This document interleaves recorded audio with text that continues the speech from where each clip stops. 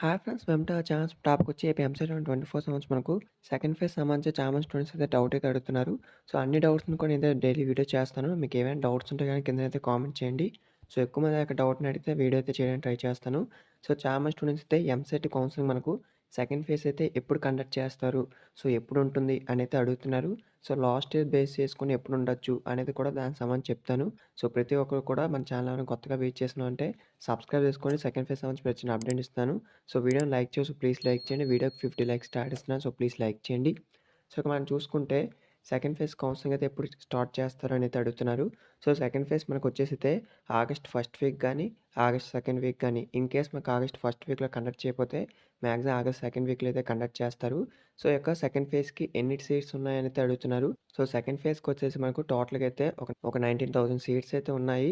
So, ఈ యొక్క 90,000 కాకుండా మనకు ఇంకా ఇంక్రీజ్ అవ్వవా అనేది అడుగుతున్నారు. సో, ఇంక్రీజ్ అయితే అవుతాయండి.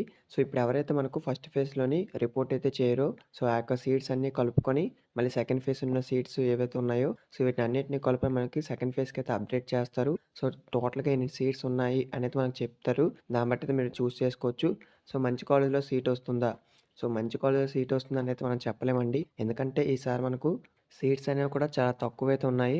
సో, అందుకే ఇప్పుడు ఎవరికైనా బెటర్ కాలేజ్ వస్తే సో, అక్కడే మీరు రిపోర్టింగ్ అయితే చేయండి. ఆ యొక్క కాలేజ్‌లోనే చదువుకోండి.